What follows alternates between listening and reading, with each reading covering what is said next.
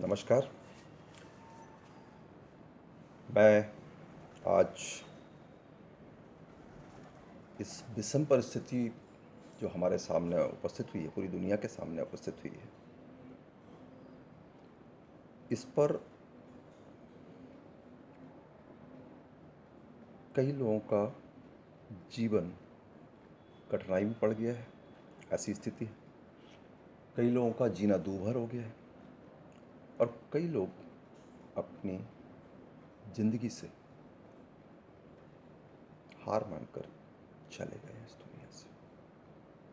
और अभी है, निरंतर रहने वाला है। मैं शुरू से, जब से कोविड-19 का स्ट्रगल शुरू हुआ है, तब से कहते आ रहा हूँ कि यह समस्या स्थायी है। अभी यह शुरुआत है और हमें इसके साथ, इस समस्या से जूझने की ताकत पैदा करनी होगी, ना कि इससे डर कर हम इससे बच सकते हैं।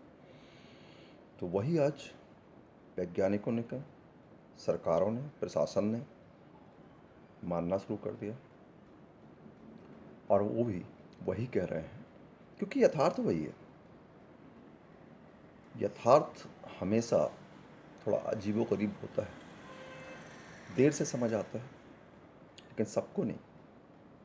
कुछ ऐसे लोग भी होते हैं जो बहुत पहले, बहुत बहुत पहले देख लेते हैं कि आगे क्या हो, या जो अभी हो रहा है इसका परिणाम क्या होगा। ईश्वर के आशीर्वाद से मैं उस तरह के आशीष से आशीषित हूँ कि मुझे भविष्य में होने वाला और घटता हुआ जो दिख रहा है उसमें से झूठ क्या है, जो दिख रहा है उसमें से, जो नहीं दिख रहा है उसमें से सच क्या है, उससे आशीषित हूँ। और यह भी सच है कि यह मेरा अकेले का कोई उपलब्धि नहीं है। ये मेरे अकेली उपलब्धि नहीं है। ये मेरे सब निकटस्थ जनों की, मेरे माता पिता, मेरे पूर्वज, मेरे गुरुजन, मेरे मित्र, सखा और अगली पीढ़ियाँ, ये सब का सहयोग है जिस कारण मैं इस तरह आशीषित हूँ। और मैं से भी कई बार एक भ्रम उत्पन्न होता है कि मैं एक अभिमान का प्रतीक मैं बोल रहा हूँ मेरे लिए। तो मैं कई बार लिखता रहा हूँ, कई बार मैंने स्पष्ट किया है कि मेरा मैं वही है जो आपका आप है। अब आप कहेंगे इसमें कौन सी खास बात है? तो खास ये है कि मैं आपसे पूछता हूँ, या आपसे पूछना चाहता हूँ, कोशिश कीजिए, देखिएगा कि अपने आप से पूछ के देखिए, मैं कौन हूँ? अपने आप से पूछ के देखिए, मैं कौन हूँ, मैं कैसा हूँ, या मैं कैसी हूँ, मैं क्यों हूँ, और मैं किस तरह मैं हूँ।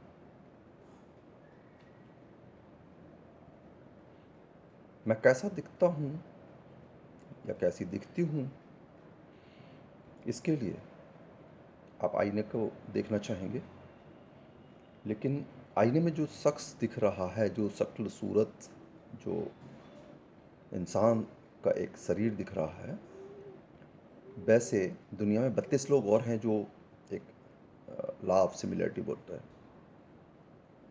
हर व्यक्ति के बिल्कुल हूबहू भी 9 एक जैसी शख्सियत, लगभग सभी की कम से कम 9 दुनिया में उपस्थित है। तो वो जो आईने में मुझे दिखता है, या इस समय वीडियो में आपको दिख रहा है, वो मैं नहीं हूँ। और आप जो अपने आप को आईने में देख रहे हैं, वो आप नहीं।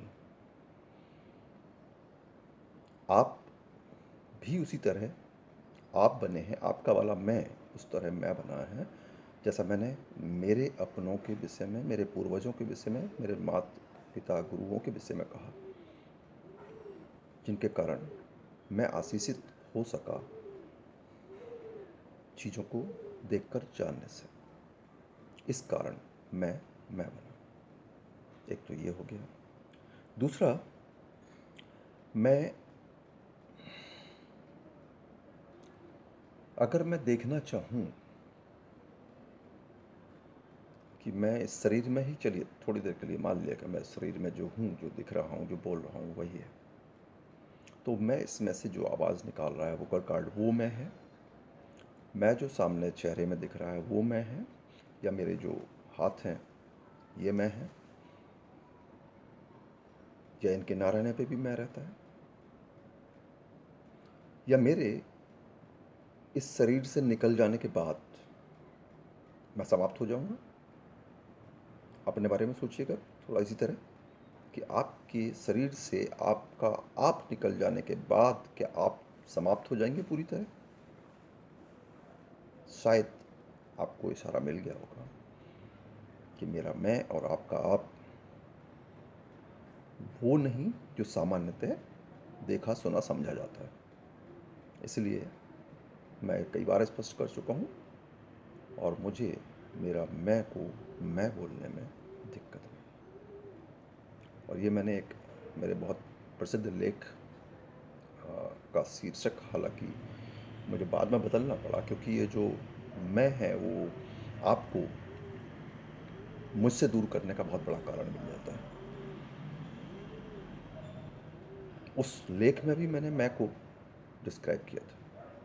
वो लेख था मेरा राज देश पर तो देश का दुनिया पर, और उसमें मैंने मेरा और मैं को डिस्क्राइब किया था कि एक ऐसा इंसान जो